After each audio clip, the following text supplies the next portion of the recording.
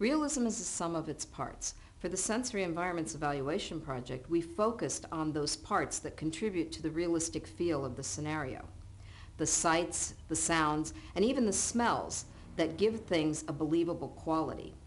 Those are the corroborative elements that are there in the real world. You miss them if they're not there in the virtual one as well. Things like the sound of footsteps, garbage in the streets, the sound of the trickling river, the train whistle in the distance, these are things that build up a realistic picture of a world that you actually feel you're in. Adding the emotional connection makes it seem incredibly real. Studies have shown that we remember things better when they have an emotional impact on us than things that are emotionally neutral. So if we really want to affect learning, we want to get that emotional realism in there as well. In the scenario, everything needed to be moving. So when a truck drives overhead, rocks in the culvert break away, just like they would in the real world. Navigation through the world is also really important. There's a sensor attached to the head mount and trackers on the ceiling, which track the user's body movement through the scenario. There's a sensor on the head mount and trackers on the ceiling, which track the user's body movement through the theater. This means that when the user moves through the theater, the scenario reflects that movement. Because of the inherent constraints of rendering in real time, we had to use creative techniques to achieve a realistic look. We start by thoroughly researching the environment we're trying to mimic, looking closely at references found on the web, in image libraries and films, and in the best case, visiting the actual location. We try to identify elements that define the essence of an environment, paying close attention to objects that evoke memories and tell a story. That's where we focus our modeling efforts and use a lot of our computer power. We're able to compensate for the faceted computer look of our low-resolution models by applying layers of photorealistic texture maps with built-in transparency. This is how we optimize our computer models to build convincing virtual environments. The challenge with audio in a virtual environment is creating an immersive audio experience that mimics the subtleties of real-life acoustics. What we've done is place a listener inside a circular array of 12 loudspeakers and on top of a raised floor of low-frequency transducers, where the participant is literally surrounded by sound.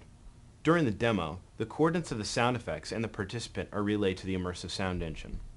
The immersive sound engine then positions the sounds in real time over all 12 channels based on the orientation of the participant and the object's movements in space. The immersive sound engine actually models sound intensity in response to the participant's distance from an object. What this means is that as a participant moves closer to an object, the sound becomes louder. As he moves farther away, the sound becomes softer. One of the details we really want to add is that of smell, because smell is one of the most evocative senses that the human being has.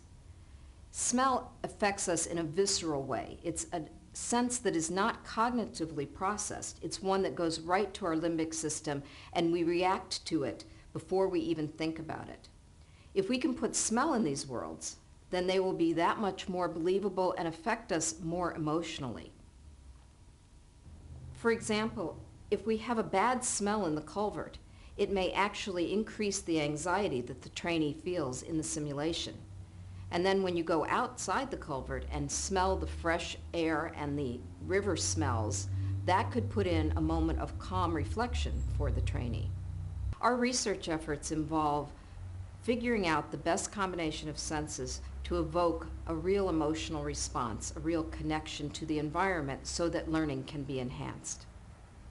Once we have this, we can figure out how this emotional response enhances the learning process.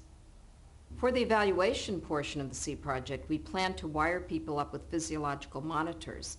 This will give us feedback on heart rate, respiration, and other physiological metrics to determine where in the scenario we are getting the appropriate emotional responses. This will give us data to correlate where in the environment we are getting that physical and that emotional response.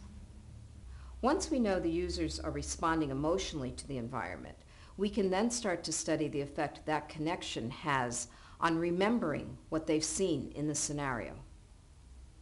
If we can succeed, we will dramatically increase the effectiveness of the experience learning system, not only for training now, but for all education in the future.